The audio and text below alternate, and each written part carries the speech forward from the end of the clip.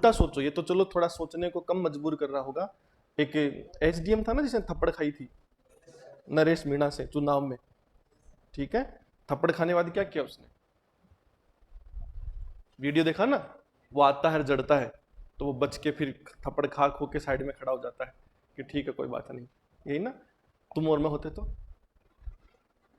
दे देना। शांतनु सपोज कर एसडीएम होता तो शांतु कहता भाड़ में जाए नौकरी, है ना, पहले कटाकट मारता, ऐसा होता कि नहीं होता, तो गड़बड़ होती, फिर शांतनु की लाश पाई जाती। क्यों? क्योंकि जो थप्पड़ मार रहा है उसके पीछे देखो कैसे लोग हथियार लेकर खड़े हैं। यही सब चीजें हैं। पुलिस पकड़ नहीं पाई उसको। आप सोचो कितना समय लगा पुलिस को पकड़ने में, पर पुलिस ने क्या किया कि पकड़ा क्यों, कि तो बहुत गलत मैसेज चला गया।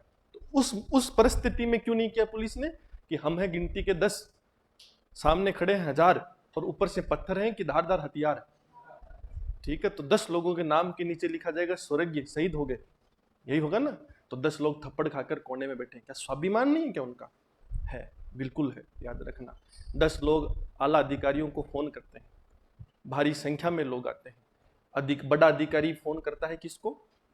सरकार को, समझ में आ रहा है, और फोन कर कर पूछता है करना क्या है। नेता किसका था? कांग्रेस का, समझ में आया? सरकार किसकी?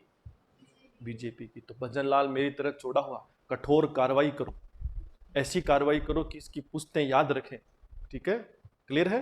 कांग्रेसी होता तो हाथ मत लगा देना, ये मत कर देना, ऐसा होता है कि नहीं होता? तो जब वहां से आदेश आया कठोर कार्रवाई करो, तब एसपी साहब ने कहा कठोर कार्रवाई चाहिए तो भारी मात्रा में फौज पुलिस चाहिए, ठीक है, तो जयपुर से आरएसी भेजी गई, आसपास के जिलों से एसपी बुलाए गए, क्लियर है?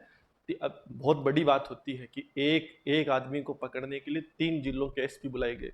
एसपी बुलाने मतलब कमांडर ही बुला लिए, भारी पुलिस बुलाई, 2 दिन लगे, दंगे हुए, गोलियां चलाई और पकड़ कर लाए, ठीक है। आज जमानत नहीं हो रही उसकी। समाज में एक मैसेज है, जज साहब ने अद्भुत मैसेज सुनाया। वो कह रहे हैं कि अपराध में मेरी भूल हो गई, राजकार्य में बाधा का मुकदमा लिख लो, थप्पड़ का मुकदमा लिख लो, जमानत तो दे दो। बहुत दिन हो गया आज इस बात को, तो लगभग साल होने को आई है। तो जज साहब ने एक बात कही कि ये करते माफी के योग्य ही नहीं, ये करते चर्चा के योग्य ही नहीं है। तो ये सोचना ही मत कि तुझे जमानत मिल जाएगी, तू निर्दोष साबित हो तो हम छोड़ देंगे, वरना जीवन भर जेल सड़ेगा जब तक सजा होगी, क्लियर है? तो मैसेज और मजबूत हो गया। तो परिस्थिति की बात है, ये कब हुआ ध्यान से समझो। जैसे मैंने अभी इस आदमी का उदाहरण दिया ना, तो उस घटना पर कितने लोग हैं? बहुत सारे लोग हैं, ठीक है, पर घटना में थोड़ी देर की है। ये भी घर जाएगा कितने लोगों के साथ? 2-4 लोगों के साथ। और तुम्हारे पास क्या है?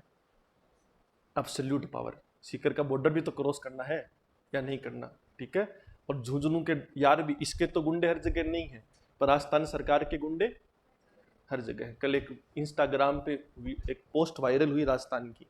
पोस्ट में क्या लिखा गया कि तुम जैसे सिरफिरे ने लिखा कि जयपुर में कौन सा आदमी ऐसा जिसके सबसे बड़ा गैंग है, ठीक है। तो नीचे जयपुर पुलिस ने लिखा जॉर्ज जीसू, ठीक है, कमिश्नर का नाम है, ठीक है, कि सबसे बड़ी गुंडों की गैंग किसकी है? राजस्थान पुलिस के कमिश्नर की। और नीचे आंकड़े लिखे गए कि 15,000 जवान घूमते हैं जयपुर में, 15,000 गुंडे। लॉजिकल है? आप क्या सुनना चाहते थे कि फलाने ग्रुप, डिखड़ा ग्रुप, ये ग्रुप, ठीक है, राजस्थान पुलिस करिए हम चलते फिरते गुंडे हैं। अगर तुम गुंडे हो तो जायज बात है, ठीक है। ये मैसेज, क्योंकि तुम कुछ और सुनना चाह रहे थे, उन्होंने कुछ और सुना दिया, ठीक है। तो आज इस बात को, क्योंकि एक ताबड़तोड़ कर रहा है इस काम का। चुनाव कहाँ है इसके? गुड्डा में, वही है ना। झुंझुनू चला गया, गुड्डा चला गया, उदयपुर चला गया, सांचौर चला गया, बीकानेर चला गया, रतनगढ़ चला गया, और अब सीकर भी आ गया। कारण है हार गया, जीता थोड़ी है। तो हारा हुआ आदमी करे क्या? तब वो क्या है, एक बोर्ड लगा के बैठा है कि कहीं भी उचित मात्रा में धरना प्रदर्शन करवाना हो संपर्क करें, ठीक है। तो इस आधार पे वो अपनी छवि बनवा रहा है। और आप खुद सोचो कि जो बोले हैं वो तो बहुत गलत बोले हैं। इस आदमी को, इस वीडियो को कोर्ट ले जाया जा सकता है। एडमिनिस्ट्रेटिव इथिक्स कहती है कि अपने ऊपर सरकार नहीं लेना चाहे ना, तो अधिकारी चाहे, मतलब सरकार भजन लाल कह दे हाथ नहीं लगाना, तो भी काम हो सकता है कि इसके खिलाफ कोर्ट जाया जाए। कोर्ट फैसला सुनाएगी कि गिरफ्तार करो इसको, और कोर्ट का फैसला भजन लाल नहीं छोड़ सकती, है ना। भजन लाल का तो विरोधी है, उसको समझाया जाए कि हमारा मैसेज गलत जा रहा है, हमारी छवि खराब हो रही है, क्योंकि पुलिस कानून व्यवस्था बिगड़ रही है, हाँ या ना? तो हमें एक मजबूत कानून व्यवस्था दिखानी है तो उस तक मैसेज पहुंचाया जाए।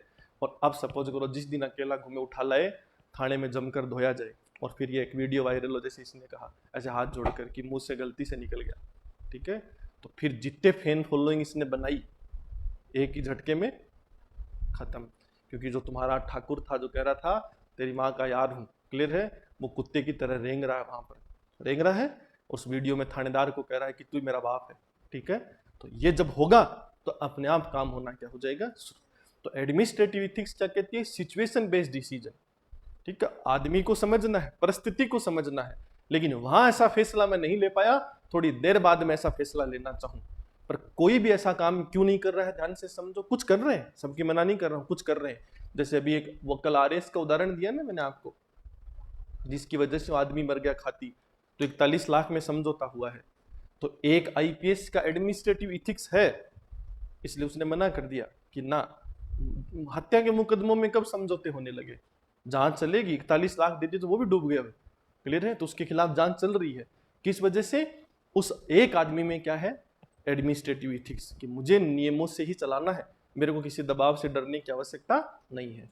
पर यहाँ का इंस्पेक्टर जिसने सब बातें सुनी, उसके दिमाग में क्या है कि मैं क्या ही उखाड़ लूंगा, मेरा रात दिन का काम है, बोल गया, इसके बोलने से कौन सा मेरी माँ इसकी यार होगी, है ना, जो भी चीजें उसके दिमाग में इस तरीके की चीजें चलती, वो इन चीजों पर बहस नहीं करना चाहता, इन चीजों पर काम नहीं करना चाहता। तो कौन नहीं करेगा, जिसके अंदर इथिक्स कम हो जाए, कहते हैं कि सिर्फ सर्विस करे, नौकरी करे। एक घटना है, भारत सरकार में ईमानदार उसको भी माना गया है कि जो करप्शन नहीं करता और खोने वाले को रोकता नहीं। समझ आ रहा है? नहीं पहले पढ़ा, भारी लाइन है, ठीक है। किसी राज्यपाल ने कहा कि मोदी को करप्शन से गुरेज नहीं, अर्थ क्या हुआ, मोदी करप्शन करता है कि नहीं, नहीं, पर गुरेज नहीं होने का अर्थ है कोई करता है उसके खिलाफ बोलता नहीं, ठीक है, कोई करता है उससे एतराज नहीं, ठीक है। तो आज हम ऐसे को ईमानदार मान रहे हैं, हम अगर आप किसी ऑफिस में आईएएस हैं, आप पैसा नहीं लेते हैं, ठीक है, कोई और ले रहा है, उससे आपको फर्क नहीं पड़ रहा है, तो आपको ये समाज क्या मान रहा है, ईमानदार। पर आप हैं क्या, किसी कीमत पर नहीं है, पर माना गया, मजबूरी है, क्योंकि सारे ही चोर हैं, उन चोरों में आप जैसा एक मिल गया, विशिष्ट है, ठीक है, इसलिए ऐसी व्यवस्थाएं बनी हुई हैं, ठीक है।